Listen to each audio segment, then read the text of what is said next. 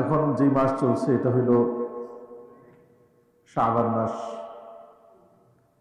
এই শাবান মাসের পরবর্তী মাস হলো রমাদান মাস।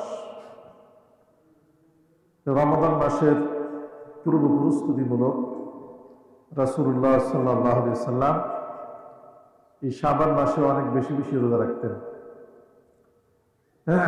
রমজান মাসে তো ফরজ রোজা পুরা মাসই রাখতেন, নফল রোজা সবচেয়ে বেশি রাখতেন শাবান মাসে। যেহেতু নফল, এই জন্য রাসূলুল্লাহ সাল্লাল্লাহু আলাইহি ওয়াসাল্লাম পূর্ণ মাস রাখতেন না, কারণ নফলকে ফরজের মতো করে আমল করার অনুমতি নাই।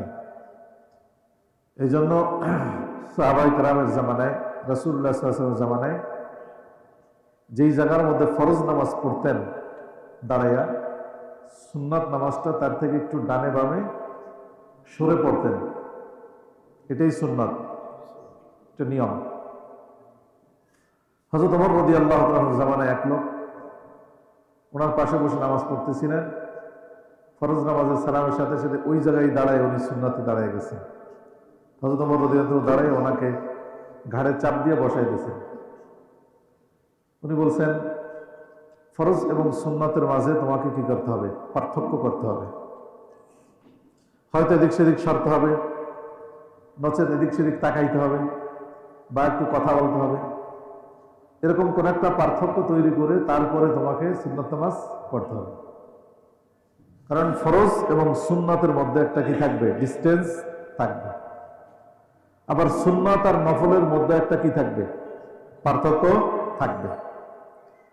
নফলকে সুন্নাতের মতো গুরুত্ব দিয়ে আমল করা যাবে না, সুন্নাতকে ফরজের মতো গুরুত্ব দিয়ে কি করা যাবে না? আমল করা যাবে না। এই যে নিয়ম, ধারাবাহিকতা, এটা রক্ষা না করলে এই দিনের ভিতরে ভেজাল তৈরি হবে। দেখা যাবে যে ফরজের খবর নাই, কিন্তু নফল নিয়ে বিশাল ঝগড়া করতেছে। অথচ ফরজ নামাজ বা ফরজ ইবাদতের মধ্যে ঘাটতি হইলে কোনো নফলের কারণে, তখন ওই নফল আর নফল থাকে না, এটা গুনাহে পরিণত হয়। যেই নফল কাজ দিয়া আপনার ফরজে কি হয়? ব্যাঘাত হয়। নফল করতে করতে ফরজে যে আপনি সমস্যা তৈরি করলেন, তখন ওই নফল আর কি থাকে না? নফল থাকে না। যেমন হযরত ওমর রাদিয়াল্লাহু তাআলার জামানায় একজন লোক নিয়মিত ফজরের নামাজে আসতেন। হঠাৎ করে একদিন উনি দেখলেন যে ফজরের নামাজে সেই লোক নাই। ওনার বাড়িতে গেলেন তিনি খোঁজ নেওয়ার জন্য যে অসুস্থ কিনা। তো ওনার মা বললেন যে না, উনি আজকে খুব বেশি নফল নামাজ পড়ছে। সারা রাত নফল নামাজ পড়তে পড়তে ভোর রাতে ওনার কি আসছে? ঘুমের চাপ আসছে। এই জন্য একা একা ফরজ নামাজ পড়ে ঘুমাই গেছে, জামাতে শরীক হয় নাই। এই যে সারা রাত নফল না পড়লে জামাত আসতে পারত, তাই না? কিন্তু অনেক বেশি আবেগ, সারা রাত তাহাজ্জুদ নামাজ পড়ছে, নফল করছে, তো ফজরের নামাজের জামাত কি হয়ে গেছে? ছুটে গেছে। তখন হযরত ওমর কি বলেন? হযরত ওমর বলেন যে আমার নিকট এই সারা রাত নফল নামাজের সব যদি এক পাল্লায় দেওয়া হয়, আর ফজরের নামাজের জামাতের সব এক পাল্লায় দেওয়া হয়, এরকম হাজারো রাতের তাহাজ্জুদের চেয়ে, নফল নামাজের চেয়ে ফজরের নামাজের একদিনের জামাতের সব বেশি, তাই না? এই জন্য সকল নফলের একটা লিমিটেশন থাকবে। নফল কাজের, যে আমার এই নফলকে যেন আনলিমিটেড করতে যায়, আমার কোথাও যেন ফরজে কি না হয়, ডিস্টার্ব না হয়, ঘাটতি না হয়। কিন্তু এইগুলা আসলে আমাদের সমাজে এখন নাই। আমাদের সমাজে এগুলো বলারও লোক নেই। সমাজের স্রোত যেই দিকে চলে সেই দিকে চলাটা সহজ, এবং সেই দিকে চললে সমাজের সব মানুষকে খুশি করা যায়। কিন্তু যদি সংশোধনের জন্য কি করা হয়, মানুষকে কথা বলা হয়, এই কথাগুলো মানুষ নিতে পারে না, মানুষের জন্য কষ্ট হয়। কারণ আপনি 10 বছর, 20 বছর, 50 বছর একটা কাজ বাবার আমল থেকে, দাদার আমল থেকে একভাবে দেখে আসছেন, এখন নতুন করে যদি একটা শোনেন, তাহলে আপনার মানতে কষ্ট হবে না? হযরত আব্দুল্লাহ ইবনে মাসউদ রাদিয়াল্লাহু তাআলা একজন বিশিষ্ট সাহাবী, ওনাকে রাসূলুল্লাহ সাল্লাল্লাহু আলাইহি ওয়াসাল্লামের জুতাওয়ালা এবং জায়নামাজওয়ালা বলে ডাকতো সবাই, সাহিবুন নাআলাইন আল বিসাদাইন। সাহাবীরা বলতেন নবীর জায়নামাজওয়ালা, জুতাওয়ালা, মানে সবসময় ওনার কাছে এই দুইটা জিনিস থাকতো। এবং রাসূলুল্লাহ সাল্লাল্লাহু আলাইহি ওয়াসাল্লাম বলেন যে আব্দুল্লাহ ইবনে মাসউদ উনি যেটা আমার উম্মতের জন্য পছন্দ করে আমিও সেটা পছন্দ করি। কত বড় আস্থা ওনার উপর নবীজির। হযরত আব্দুল্লাহ ইবনে মাসউদ রাদিয়াল্লাহু তাআলা বলেন, কাইফা আনতুম ইযা লাবিসাতকুম ফিতনা ইয়াহরুমু ফিহাল কাবীর ওয়া ইয়ারবু ফিহা আস-সাগীর ইযা তুরিকা মিনহা শাইউন কিলা তুরিকাতিস সুন্নাহ ক্বালু ওয়া মাতা যাকা ক্বালা ইযা যাহাবাত উলামাউকুম ওয়া কাথুরাত জুহালাউকুম ওয়া কাথুরাত কুররাউকুম ওয়া ক্বাল্লাত ফুকাহাউকুম ওয়া উলতুমিসাতিদ দুনিয়া বিআমরিল আখিরাহ ওয়া তুফুক্কিহা বিগাইরিদ দ্বীন।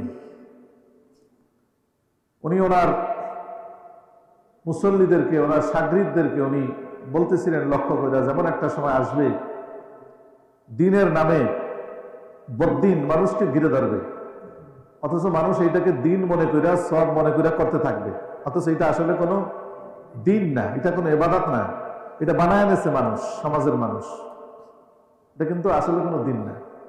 ইয়াহরুমু ফিহাল কাবীর ওয়া ইয়ারবু ফিহা আস-সাগীর, এই যে কুসংস্কার গুলো, নিজেদের মন মতো বানানো সিস্টেম গুলো দেখতে দেখতে জুয়ানরা বুড়া হবে আর ছোটরা জুয়ান হবে, দেখতে দেখতে এগুলা সমাজের ভিতর। যখন ইযা তুরিকা মিনহা শাইউন কিলা তুরিকাতিস সুন্নাহ, যখন ওই সমস্ত কুসংস্কার এর বিরুদ্ধে কোনো একজন সচেতন ব্যক্তি, আহলে ইলম, সে যখন কথা বলবে যে এটা ঠিক না, এটা করা যাবে না, কিলা তুরিকাতিস সুন্নাহ, তখন মানুষ মনে করবে যে উনি আমাদেরকে সুন্নাত ছেড়ে দিতে বলছে, আমরা তো সুন্নাতে আমল করে আসতেছিলাম বাপদার আমল থেকে, তাই না? তখন তার বিরুদ্ধে সবাই প্রোপাগান্ডা করবে, তার বিরুদ্ধে আপনি এটা বলতেছেন, এটা করা যাবে না, এটা করা যাবে না। আর কদিন পর কইবেন নামাজই নেই। কি কত বড় দরদি, দিনের দরদি। তো আব্দুল্লাহ ইবনে মাসউদ 1400 বছর আগে এটা মানুষদেরকে যখন বললেন, তখন ওই সময়কার লোকজন সচেতন ছিলেন তো তারাও, তাই না? তারা বললেন এটা কখন, ক্বালু ওয়া মাতা যাকা, এটা আবার কবে হবে মুসলমানদের সমাজে, যে কুসংস্কারের বিরুদ্ধে কথা বললে তারা বলবে, তারা ক্ষিপ্ত হবে তার বিরুদ্ধে। বললেন ইযা যাহাবাত উলামাউকুম ওয়া কাথুরাত জুহালাউকুম, যখন মুসলমানদের সমাজ থেকে হাক্কানি উলামায়ে কেরাম আস্তে আস্তে বড় বড় আলেম উলামা যারা মুহাক্কিক দুনিয়া থেকে চলে যাবে, মুসলমানদের সমাজে আলেম থেকে গায়রে আলেমের সংখ্যা বেশি হবে। এক সময় ছিল মুসলমানদের সমাজে সবাই আলেম। সৌদি আরব আপনারা জান না, যারা সৌদি আরবে থাকেন দেখবেন নামাজের ইমামতি শুরু হয়েছে, নামাজের জামাত দাঁড়াইছে, যে কোনো একজন সেখান থেকে ইমামতিতে চলে গেছে। কিন্তু আমাদের মসজিদে বাংলাদেশের 1000 মুসল্লি থাকলে যদি ইমাম সাহেব না থাকে, সবাই ডানে বামে তাকায়, একামত দেওয়ার লোক নেই। এটা তো ভালো লাগবে না, কারণ হুজুর আপনারা তো আমরা টাকা দিয়ে রাখছি, আপনি থাকবেন না কেন? সেটা ঠিক আছে, এটা ভিন্ন এক মাসালা, দায়বদ্ধতা তো অবশ্যই থাকবে আছে। কিন্তু একজন মুসলমান ইমামতি করতে তো অতটুকু লাগে যতটুকু নিজের নামাজ পড়তে লাগে, নাকি ইমামতি আলাদা কোনো কিছু আছে আমি তো জানি না। তাহলে আপনি যেটা দিয়ে নামাজ পড়েন, এইটা যদি 5 জনের সামনে দাঁড়িয়ে না পড়তে পারেন, তাহলে আপনি একা একা কি পড়েন?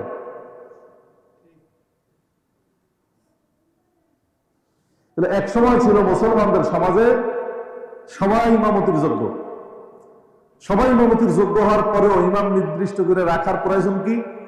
বলে একজন নির্দিষ্ট টাইম যদি ইমামতি করার মতো না থাকে, সবাই তো গ্যারান্টি নাই কে কখন কোন জায়গায় নামাজ পড়বে, যার যার ব্যস্ততায় থাকবে, এই জন্য রাখবে। কিন্তু ইমামতির যোগ্যতার সম্পূর্ণ মুসল্লি ইমামের পিছনে একাধিক ছিল, সব সময় ছিল, এবং ওই সব দেশে আছে। কেন আছে? কেন? তাদের প্রাইমারি লেভেল থেকে কোরআনের শিক্ষা আছে। প্রাইমারি লেভেল থেকে কি আছে? কোরআনের শিক্ষা আছে। এই জন্য বস যে কেউ তারা ইমামতির জন্য ফিট। দেখবেন যে হুট করে একজনের জামাতের সামনে চলে গেছে, লেবাস পোশাকে কোনো হুজুর নাই, টুপিও নেই, কিছু নেই, প্যান্ট শার্ট পরা, কিন্তু কোরআনে কারিমের তেলাওয়াত আমাদের হুজুরদের চেয়ে অনেক বিশুদ্ধ। এই শিক্ষা ব্যবস্থা তাকে এটা করছে। আর আমাদের দেশে ডক্টরেট ডিগ্রি নিয়ে লন্ডন টন্ডন সবকিছু ঘুরে আসে, তারপরেও যখন বাপের জানাজায় দাঁড়ায় কয় হুজুর নিয়তটা যেন কি একটু কয়ে দেন। কি? তো হযরত আব্দুল্লাহ ইবনে মাসউদ রাদিয়াল্লাহু তাআলা আনহু বলেন, ইজা যাহাবাত উলামাউকুম কাসুরাত জুহালাউকুম, যখন মুসলমানদের সমাজে এলেমের পরিচর্যা কমবে, এলেমের শিক্ষার বিস্তার থাকবে না, সংকুচিত হয়ে আসবে, গায়রে আলেম জাগতিক শিক্ষার মানুষের পরিমাণ অনেক বেশি হবে, কিন্তু দেখা যাবে তার ভিতর একজনও কি নাই, এলেমের সাথে সম্পৃক্ত নেই। কারণ এলেমের সাথে সম্পৃক্ত থাকলে না এলেমওয়ালার কথাকে বোঝা যায়, জাজ করা যায় যে এটা কি সঠিক নাকি বেঠিক, তাই না? ওরকম 10 জন থাকতো মুসল্লিদের ভিতর, যে তারাও বুখারী পড়ছে, মুসলিম পড়ছে, তিরমিজি পড়ছে, আবু দাউদ পড়ছে, ফিকহ ফাতোয়ার সাথে সম্পৃক্ত। ওই 10 জন প্রোটেস্ট করতো যে না, উনি যে কথাটা বলছে খতিব সাহেব, এটা কোরআন হাদিস মোতাবেক বলছে। তো ওরকম তো নাই, 1000-এর ভিতরে 5 জনও নাই। সবাই আছে কি ওই বাপ-দাদার আমলে কি কি দেখে আসছি তাই, তাই না? এই কথাটাই বলছে হযরত আব্দুল্লাহ ইবনে মাসউদ রাদিয়াল্লাহু তাআলা আনহু, ইযা যাহাবাত উলামাউকুম ওয়া কাসুরাত জুহালাউকুম ওয়া কাসুরাত কুররাউকুম ওয়া কাল্লাত ফুকাহাউকুম, আবার যারা পড়াশোনা করবে তাদের মধ্যে পড়নেওয়ালার সংখ্যা অনেক বেশি, কিন্তু ফকিহ হবে কম, দিন বুঝবে না। এরকম আছে, লেখাপড়া করছে অনেক, মুখস্থ করছে অনেক, কিন্তু সত্যিকারের দিনের যে মানহাজ সেটাকে সে কি করে নাই, অনুধাবন করতে পারে নাই। এই সব সমাজ যেভাবে চলছে সে বলে অসুবিধা কি, এই অসুবিধাটা কোথায় এটা বোঝার মতো তার কি নাই, জ্ঞান নাই। অসুবিধাটা হলো এই জায়গা যে আমি যে কাজটা করবো সেটা যদি আমার যিনি রোল মডেল, আমার জন্য যাকে রাসূলুল্লাহ সাল্লাল্লাহু আলাইহি ওয়াসাল্লামকে আল্লাহ প্রেরণ করছে, ওনার কাজের সাথে না মিললে এটা অসুবিধা। আমার প্রত্যেকটা কাজকে, আমার ইবাদতকে আল্লাহ তাআলা কি কোনো যাচাই বাছাই ছাড়া সব দিয়ে দেবে নাকি মিলাবে? কার সাথে মিলাবে? রাসূলুল্লাহ সাল্লাল্লাহু আলাইহি ওয়াসাল্লামের সাথে। ইন কুনতুম তুহিব্বুনাল্লাহ ফাত্তাবিউনি ইউহিব্বুকুমুল্লাহ ওয়া ইয়াগফির লাকুম যুনুবাকুম আল্লাহু গফুরুর রহিম। যদি তোমরা আল্লাহকে প্রকৃতপক্ষে ভালোবাসো তাহলে ফাত্তাবিউনি, আমি নবীকে অনুসরণ করো, আমার সাহাবায়ে কেরামকে অনুসরণ করো। তাহলে এখন আমরা যা যা করবো এটা মিলাইতে হবে কোথার সাথে? রাসূলুল্লাহ সাল্লাল্লাহু আলাইহি ওয়াসাল্লাম, সাহাবায়ে কেরামের সাথে, যে ওনারা কি এগুলো করছিল কিনা, ওনারা এই শবে বরত, শবে কদর, আর যা আমাদের ঈদ, কোরবানি, যাকাত, রমজান, ইফতার, যা যা আমাদের আছে এগুলো ওনারা কিভাবে করছেন, এটাই হলো আমাদের স্বচ্ছতা। যদি ওটা বাদ দিয়া নিজেদের এখন সমাজ যেটা চায় সেভাবে যদি আমি করতে থাকি, তাহলে এইটা ইবাদত হবে না, এটা হবে সামাজিকতা, সংস্কৃতি হইতে পারে। ইবাদত হওয়ার জন্য একটাই মডেল, সেটা হলো রাসূলুল্লাহ সাল্লাল্লাহু আলাইহি ওয়াসাল্লাম বলেন, মা আনা আলাইহি ওয়া আসহাবি, আমি যেখানে আছি, আমার সাহাবায়ে কেরাম যেখানে আছে, এই জায়গাটায় তোমাদের সকলকে কি করতে হবে? আসতে হবে। এটাই ইবাদত, এর বাইরে কিছু নেই। দুনিয়ার অন্য সবকিছু অনুমান ভিত্তিক, কিয়াস ভিত্তিক করা যায়, কিন্তু কোন জিনিস ইবাদত যদি হতে হয় সেটা রাসূলুল্লাহ সাল্লাল্লাহু আলাইহি ওয়াসাল্লাম এবং সাহাবায়ে কেরামের আমলের আলোকেই হতে হবে। হযরত আব্দুল্লাহ ইবনে মাসউদ রাদিয়াল্লাহু তাআলা সেই কথাটা কি বুঝাইতে চাচ্ছিলেন? ইজা যাহাবাত উলামাউকুম ওয়া কাসুরাত জুহালাউকুম কাসুরাত কুররাউকুম ওয়া কাল্লাত ফুকাহাউকুম, পড়নেওয়ালার সংখ্যা অনেক হবে, বুঝনেওয়ালার সংখ্যা কম হবে। পড়ার পরে বুঝুন এটা কেমনে হয়? হযরত আব্দুল্লাহ ইবনে মাসউদ রাদিয়াল্লাহু তাআলা আনহুর জামানায় এরকম ঘটনা ঘটছে যে উনি একবার জুমার খুতবায় বললেন, যারা হাতের মধ্যে ট্যাটু আঁকে তাদের উপরে আল্লাহর লানত, আল্লাহর রাসূলের লানত, আল্লাহর লানত, রাসূলের লানত। যারা আকৃতি বিকৃতি করে, আকৃতি কি করে? বিকৃতি করে। এই আকৃতি বিকৃতির সর্বোচ্চ পর্যায় যেটা, সেটার নাম হলো ট্রান্সজেন্ডার, মানুষের লিঙ্গ পরিবর্তন করে ফেলে। বর্তমান আমাদের শিক্ষা ব্যবস্থা এটা আছে, ক্লাস 9-10-এর ইংরেজি বই আছে না, ক্লাস 9-10-এর ইংরেজি বই, এটার ভিতরে এগুলা আমাদের যুবকদেরকে শেখানো হচ্ছে। আমরা একদিক দিয়ে বাধা দিলে আর এক দিক দিয়ে ঢুকাই দেয়, আর এক দিক দিয়ে বাধা দিলে আর এক দিক দিয়ে ঢুকাই দেয়। 9-এর বইতে বাধাগ্রস্ত করলে 8-এ ঢুকাই দেবে, 8-এ বাধা দিলে 6-এ ঢুকাই দেবে, এভাবেই করতেছে। কারণ তাদের হাতে তো সবকিছুর চাবিকাঠি। এই চাবি পরিবর্তন হওয়া দরকার, মসজিদে এগুলো ফেরানো যাবে না। আল্লাহ হেফাজত করে আমাদের। তো এই আকৃতি বিকৃতি যারা করে তাদের উপরে আল্লাহ লানত। এমনকি নারীরা পুরুষের পোশাক, পুরুষরা নারীর পোশাক, এটা ইসলামে নিষিদ্ধ। কথা বুঝতে হবে। আমার সংবিধানে কি আছে না আছে এটা আমি বলিনি, আমি বলছি ইসলামের কথা। আমার মেম্বার এটা ইসলামের কথা বলার জন্য আমাকে দায়িত্ব দেওয়া হয়েছে। তা ইসলাম বলে যে কোন মুসলিম নারী যদি পুরুষের সাদৃশ্য পোশাক অবলম্বন করে তার উপরে আল্লাহর লানত, আল্লাহর গজব নাযিল হয়। দুনিয়ার গজব হলো তার দিলের শান্তিকে উঠায় নেওয়া হয়। শান্তি এটা পাবে না, খুঁজে মানববন্ধন করে শান্তির জন্য, নারীবাদীরা রাস্তায় শান্তি পাবে, পাইছে যারা মরে গেছে গায়ে মানববন্ধন করে করে, হ্যাঁ, কিয়ামত পর্যন্ত পাবে না। যদি ওরা শান্তি পায় তাহলে আল্লাহর কোরআন মিথ্যা হয়, রাসূলের সাল্লাল্লাহু আলাইহি ওয়াসাল্লাম হাদিস মিথ্যা হয়। যদি ওরা শান্তি পায়, ওরা কিয়ামত পর্যন্ত শান্তি পাবে না। তাহলে রাসূলুল্লাহ সাল্লাল্লাহু আলাইহি ওয়াসাল্লামের লানত তাদের উপর। এভাবে উনি কয়েকটা কথা বলছে যে তাদের উপরে আল্লাহর লানত, আল্লাহ রাসূলের লানত। এই কথা বলার পর জুমার নামাজের পরে এক মহিলা ওই ওনার কথার কি করছে, প্রতিবাদ করছে, প্রতিবাদ জানিয়েছে। মহিলারা তো মসজিদে আসে, ওই সৌদি আরবে এখনো আছে, ওই সময় আসতো তারা, তাদের ব্যবস্থাপনা ছিল ওরকম।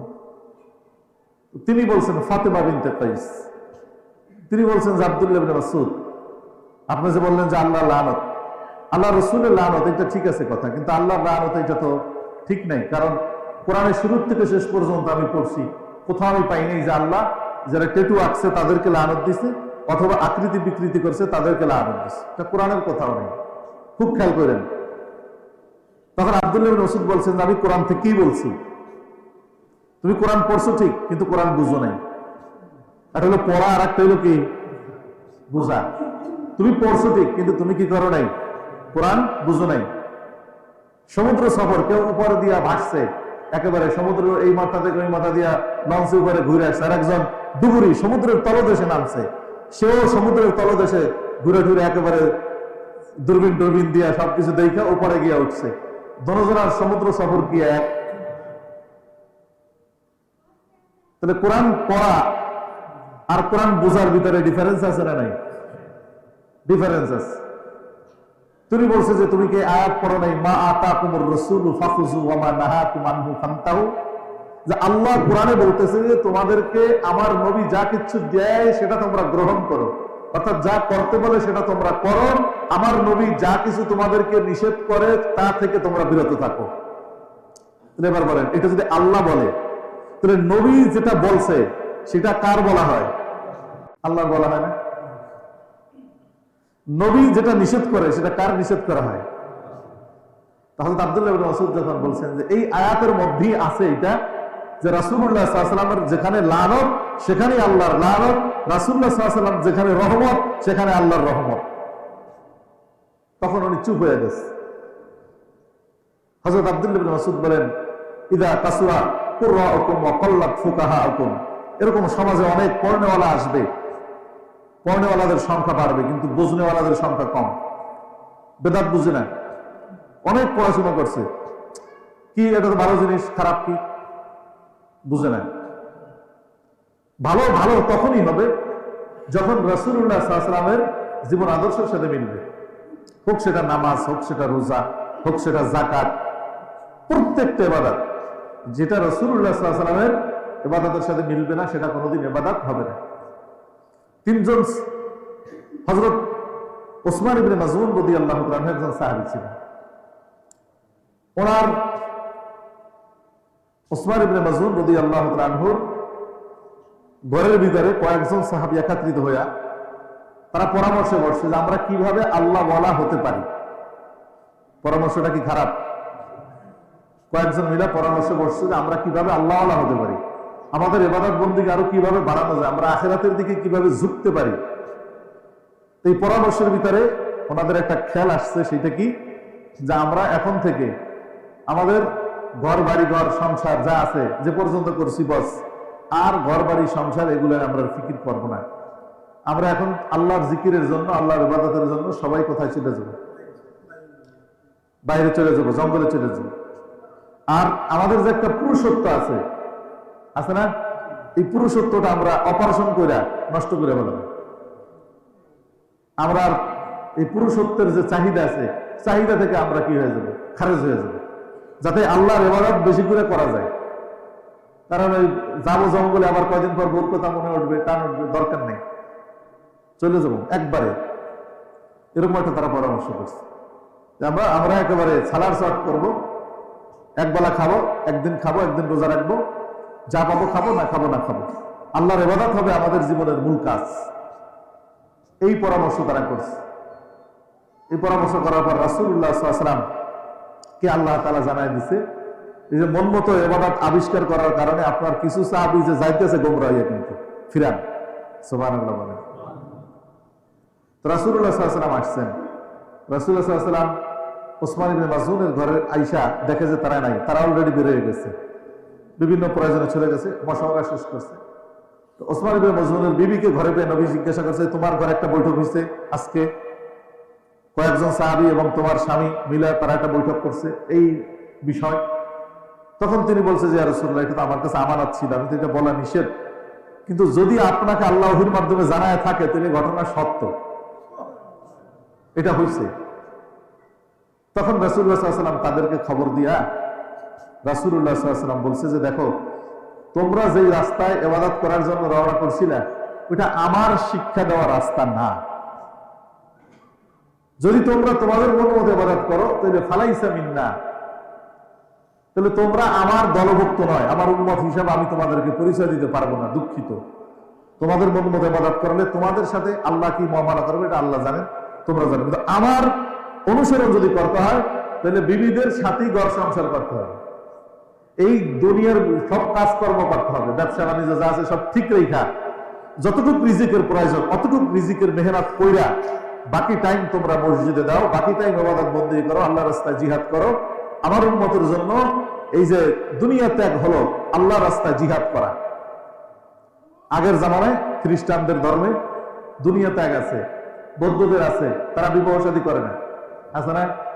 এটা তাদের মধ্যে ফজিলত, বৈরাগী সাজে আর কি। আল্লাহ রাসূল সাল্লাল্লাহু আলাইহি ওয়াসাল্লাম বৈরাগ্যতা হলো ইসলামের মধ্যে জিহাদ ফি সাবিলিল্লাহ, এটা হলো সবচেয়ে বড় বৈরাগ্যবাদ। কিন্তু আমরা এই জায়গাটায় কেউ রাজি নেই, এবং এটা আমাদের কাছে সবচেয়ে বেশি কি অপছন্দনীয়, সবচেয়ে বেশি এখন আমাদের কাছে যে ইবাদত অপছন্দনীয়, এটা হলো জিহাদ ফি সাবিলিল্লাহ, এবং এটা বলারও কোনো অবকাশ নেই। অথচ কোরআনে এটার পক্ষে অনেকগুলো আয়াত আছে। অথচ আমরা সবাই পাঁচ ওয়াক্ত মুসলমান, জান্নাতে যাওয়ার আশাবাদী, কিন্তু কোরআনের আয়াত আমাদের কাছে কি লাগে না, ভালো লাগে না, পছন্দ না। অন্তত পছন্দ তো করতে হবে, আমি করতে পারি কেন না পারি। আর ওইরকম যখন সুযোগ আসবে, ওইরকম যখন আল্লাহর বিধান আসবে, তখন আল্লাহ তাআলা যাদেরকে খাঁটি ঈমান দান করছে তারা অবশ্যই করবে, তাই না? তো যেমন রাসূলুল্লাহ সাল্লাল্লাহু আলাইহি ওয়াসাল্লাম বলেন যে জিহাদ ফি সাবিলিল্লাহ এটাই হলো আমার উম্মতের বৈরাগ্যবাদ। এটা যারা করবে তাদের আর বউ তালাক দিয়া, সংসার ছেড়ে দিয়া, তাদের আর আলাদা করে কি হওয়া লাগবে না, বৈরাগী হওয়া লাগবে না। আরেকবার কয়েকজন, তিনজন সাহাবী নবীজি সাল্লাল্লাহু আলাইহি ওয়াসাল্লাম বাড়িতে আসছে। তারা রাসূলুল্লাহ সাল্লাল্লাহু আলাইহি ওয়াসাল্লামের বিবিদের কাছে তার ইবাদত, রাত্রিকালীন ইবাদত সম্পর্কে জানছে। কান্নাহুম তুকাল্লুন, কেমন যেন তাদের কাছে এই ইবাদতের পরিমাণটা কম মনে হচ্ছে। কার ইবাদত? নবীর ইবাদত। তাদের কাছে একটু কি মনে হচ্ছে? কম কম মনে হচ্ছে। কেন? রাসূলুল্লাহ সাল্লাল্লাহু আলাইহি ওয়াসাল্লাম বিবিরা বলছেন নবীজি রাতকে 3 ভাগ করেন। এক ভাগে নিজের শরীরের হক আদায় করেন, ঘুমান, এক ভাগ বিবিদের সাথে সময় দেন, আর এক ভাগ নিজের ইবাদত বন্দেগী করেন। এখন তাদের কথা হইল যে আবার ইবাদত বন্দেগী এমন করবো, ঘুম কিসের আবার বউ কিসের, পুরো রাত ইবাদত করবো।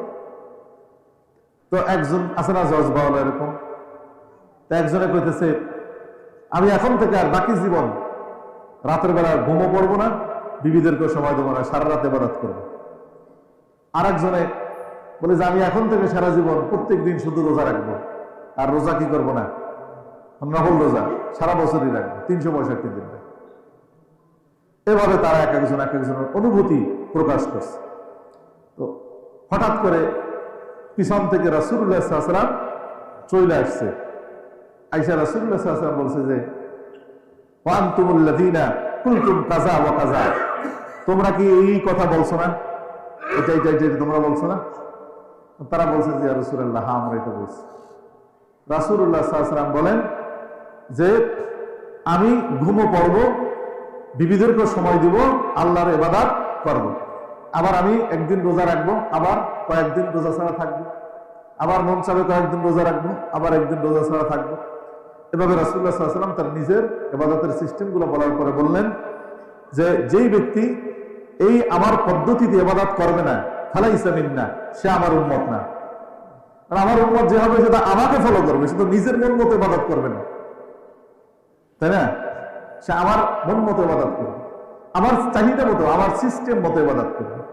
নিজের মন মতো ইবাদত করা যাবে না, এটা কোনো ইবাদতে পড়বে না, বরং এর দ্বারা বান্দা আরো আল্লাহর থেকে কি হয়, অনেক দূরে সরে যায়।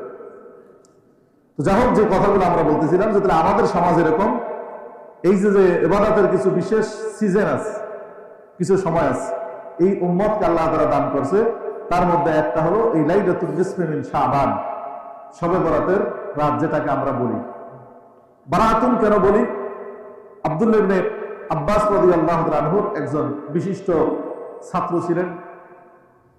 তিনি এই আয়াতের তাফসীরের মধ্যে লেখেন যে আয়াতের মধ্যে আল্লাহ তাআলা উনি ইকরামা বলেন যে এখানে লাইলাতুল নিসফি মিন শাবানের কথা আল্লাহ বলছেন লাইলাতুল মুবারাকা, বরকতপূর্ণ রাত।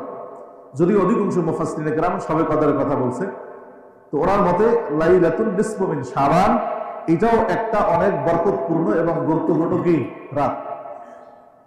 এই বরকতপূর্ণ রাতে রাসূলুল্লাহ সাল্লাল্লাহু আলাইহি ওয়াসাল্লাম কিভাবে ইবাদত করতেন তার দৃষ্টান্ত আমাদের সামনে আছে।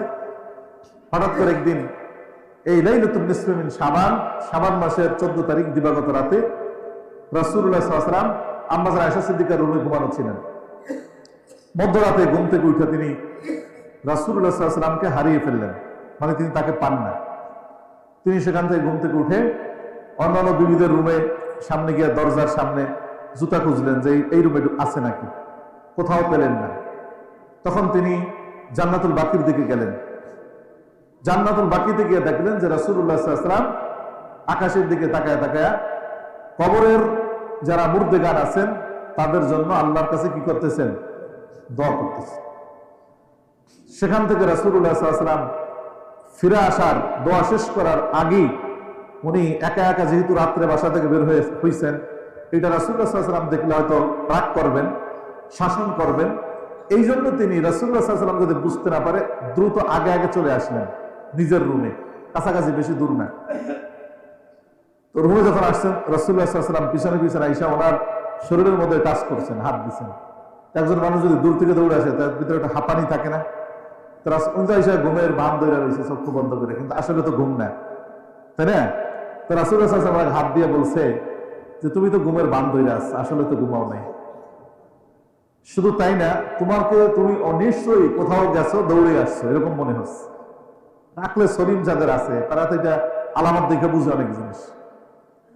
তখন উনি চক্ষু খুলে বলছে যে না ইয়া রাসূলুল্লাহ, অবশ্যই আপনি যেটা বলছেন সেটাই কি সত্য। আমাদের বিবির হলে কইতো যে আল্লাহর কসম, খোদার কসম, জীবনেও বাইরে নেই, চক্ষু খুলি নেই, তাই না? তো রাসূল, এটার নাম সততা। এই সততা যদি স্বামী স্ত্রীর মধ্যে না থাকে তাহলে সেখানে মহব্বত থাকে না।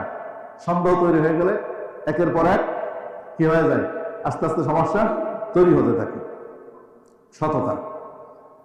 উনি বলছেন যে হ্যাঁ, আমি আপনাকে না পাওয়ার পরে আমি পেরেশান হইলাম, ওই করে সব জায়গায় খুঁজলাম, না পেয়ে আমি জান্নাতুল বাকিতে গেলাম। সেখানে আপনাকে দেখা, আপনি যাতে না দেখেন, কারণ আপনি দেখলে আমাকে রাগ করবেন, এই জন্য আমি আগে চলে আসছি।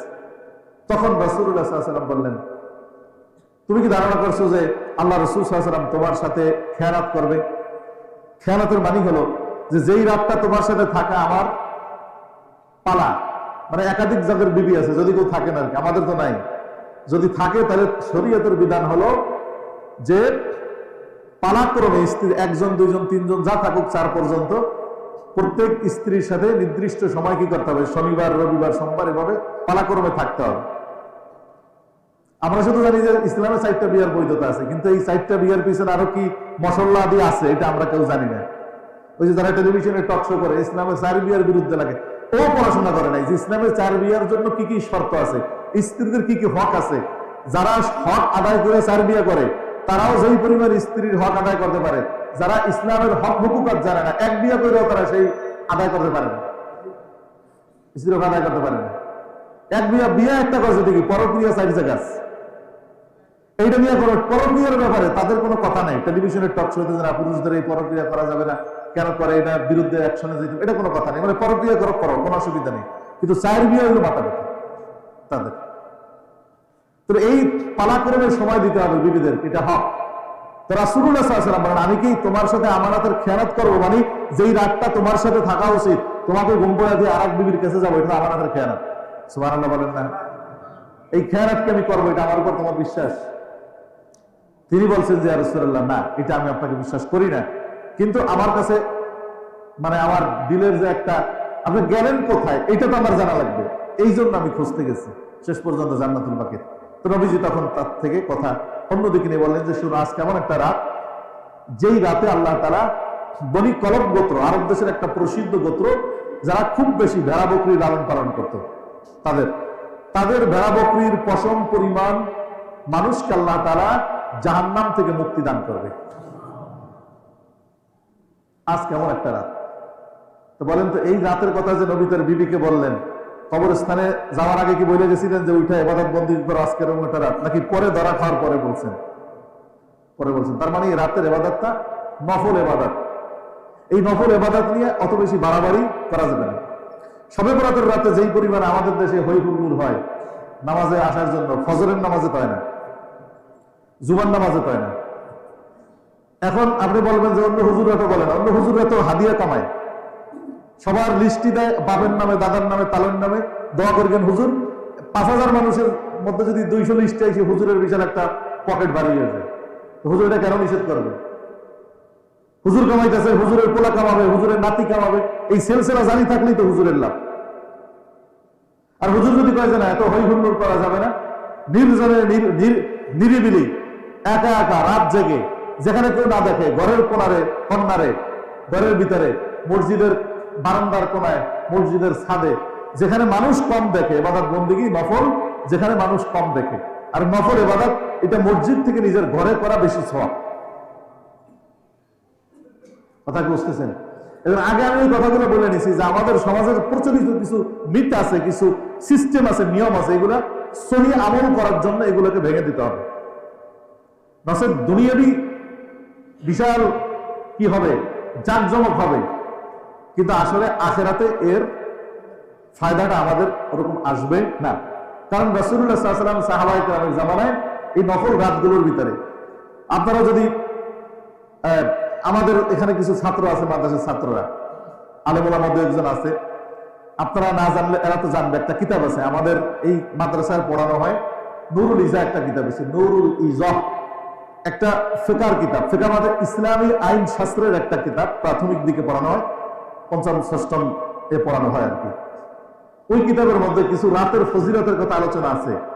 এই যে জুমার রাত, গত রাত গেল, জুমার রাত, শবে বরাত, শবে কদর, 2 ঈদের আগের রাত, এরকম আরাফাতের আগের রাত, এই যে রাতগুলো আছে, এই রাতগুলোর ফজিলত বয়ান করার পরে ওই কিতাবের ভিতরে লেখা আছে, ওই যে নুরুল ইজার ভিতরে লেখা আছে, ওয়ায়াকরাহুল ইজতিমা ফি লাইলাতিন মিন হাযিহিল লায়ালি ফিল মাসাজিদ, এই সমস্ত ফজিলতপূর্ণ রাতে নফল নামাজের উদ্দেশ্যে মসজিদে বেশি বেশি মানুষ একত্রিত হওয়া, জমা হওয়া, এটা মাকরুহ তাহরিম। দেখেন কিতাব আনেন আপনারা, যদি কেউ আমার এই কথার সাথে মিলান, যদি কিতাবের সাথে আমার কথা মিলে তাহলে তার আমার বিরোধিতা করার কোনো দরকার নেই। আপনারা সবাই শিক্ষিত মানুষ, এটা আছে, আমি তো মুখস্থ বললাম, আমি দেখছি এটা, সেখানে আমি পড়ছি যে এইসব রাতে শুধু নফল ইবাদতের জন্য দলে দলে একত্রিত হইয়া মসজিদে আড়ম্বর সৃষ্টি করা, এটা কি মাকরুহ। এটা রাসূলুল্লাহ সাল্লাল্লাহু আলাইহি ওয়াসাল্লাম সাহাবায়ে কেরামের জামানায় তারা এটা করে না। হ্যাঁ, ফরজ নামাজের জন্য আপনি মসজিদে আসেন, এই দিন ছুটি আছে, অফিস থেকে আগে আগে আসবেন, আসেন, ফরজ নামাজ পড়ার পরে এই রাতের যে নফল ইবাদত, এই নফল ইবাদতের সুনির্দিষ্ট কোনো রূপরেখা ইসলামী শরীয়তে নাই। কারণ এই রাতের শুধু ফজিলত আছে, এই রাতের ফজিলত মানে এই রাতটা সম্মানী রাত, গুরুত্বপূর্ণ রাত, এতটুকু আমরা প্রমাণ করাটাও আমাদের জন্য কষ্টকর। কারণ আমাদের আহলে হাদিস ভাই যারা আছে না, দেখবেন তারা বলে যে এই রাতের অস্তিত্বই নাই। আর তাদের সাথে আমাদের ডিফারেন্স এতটুকু যে না, আমরা বলি এই রাতের ফজিলাত আছে, এবং এটাই বাস্তব যে আছে, কয়েকটা হাদিস দ্বারা প্রমাণিত যে এই রাতের ফজিলাত। কিন্তু এই রাতে এত রাকাত নামাজ, এই রাতে এই কাজ, এরকম কোন সুনির্দিষ্ট নীতিমালা ইসলামের মধ্যে নাই। তো যেটা নাই সেটা নিজেরা যদি বানায়া করি, তাহলে এটার নাম হলো বেদাত। এবার এই রাতে যে যত পারি বেশি নফল নামাজ পড়া, কিছু সাদকা করা, কেউ যদি পারি এই রাতে কবরস্থানে যাওয়া, কিন্তু সেটাও একা একা, একেবারে বিশাল 20, 50, 60 জন 70 জন মিলা আমরা কবরস্থানের দিকে মিছিল সহকারে গেলাম, মিছিল সহকারে আসলাম, ফিকহ কিতাবে, ফতোয়ার কিতাবে এগুলো সম্পূর্ণ নিষিদ্ধ আছে। এই জন্য এই রাতের ইবাদতটা আমরা করব, ইবাদত কম হোক, আখলিস দীনাকা ইয়াকফিকাল আমালুল কলিল। নবীজি বলেন আমলকে খাঁটি করো, তাহলে অল্প আমল নাজাতের জন্য যথেষ্ট হবে। আমল বেশি কিন্তু ভেজাল, রাসূলুল্লাহ সাল্লাল্লাহু আলাইহি ওয়াসাল্লাম আর সাহাবায়ে কেরামের তরিকায় নাই। নিজেদের সামাজিক কোটাকে আমরা প্রাধান্য দিয়া বান্দাদের আমল থেকে চলে আসছে, সেই নিয়ম ফলো করিয়া অনেক বেশি করলাম, রাত জাগলাম, এই মসজিদে 2 রাকাত, ওই মসজিদে 2 রাকাত, আর এক মসজিদে 6 রাকাত, মোটরসাইকেল হুমহাম চালায়া গেলাম, একেবারে বাজি মারলাম। এগুলো কোথায় আছে? এগুলো কোনো ইবাদত বন্দেগী না, বরং ইবাদত বন্দেগী যারা কিছু মানুষ করবে তাদের কারো ডিস্টার্ব। এই জন্য এই শবে বরাতের রাত, অর্থাৎ আমরা যেটাকে শবে বরাত বলি, লাইলাতুল নিসফি মিন শাবান, হাদিসের ভাষায় রাসূলুল্লাহ সাল্লাল্লাহু আলাইহি ওয়াসাল্লাম বলেন কুমু লাইলাহা ইযা কানাত লাইলাতুল নিসফি মিন শাবান কুমু লাইলাহা ওয়া সুমু নাহারাহা। নবীজি বলেন দুইটা আমল, হাদিসের সনদ জয়ীফ, কিন্তু নফল ইবাদতের ক্ষেত্রে, ফজিলতের ক্ষেত্রে দুর্বল সনদের উপরও আমল করা যায়, এটা হলো মূল কথা। তো সেই হিসাবে কি, যদি কেউ পারো তোমরা, রাসূলুল্লাহ সাল্লাল্লাহু আলাইহি ওয়াসাল্লাম বলে রাতের বেলায় জেগে জেগে আল্লাহর ইবাদত করো যতটুকু সম্ভব, কিন্তু ওই যে ফজরের নামাজ যেন কিনা হয় না ছুটে। আর কি করো, ওয়াসুমু নাহারাহা, পরের যে দিনটা আসবে ওই দিনে তোমরা কি থাকো, রোজা থাকো। শবে বরাতের উপলক্ষে লাইলাতুল নিসফি মিন শাবান, শাবানের নফল রোজা 15 তারিখ দিনে এটা থাকো। তাহলে দুইটা আমল, রাতে কিছু ইবাদত বন্দেগী বাড়তি করা, অর্থাৎ তাহাজ্জুদের সালাত, অন্য রাতে 8 রাকাত পড়লাম, এই রাতে 12 রাকাত, অন্য রাতে উঠতে পারছি কি পারি নাই, কিন্তু এই রাতে একটু গুরুত্ব দিয়ে ওঠা, আরো কিছু সদকা করা পারলে, এরকম একটু কবর জিয়ারত করলাম সুযোগ হইলে, যত নির্জনে করা, যেটা নির্জনতা অবলম্বন করা। আবার একে অপরের সাথে, তুই কত রাকাত পড়ছিলি নফল নামাজ, আমি তো এত রাকাত পড়ছিলাম, তোর সে বেশি আছি, আসলে এরকম যুবকদের ভিতর, এইগুলো করা যাবে না।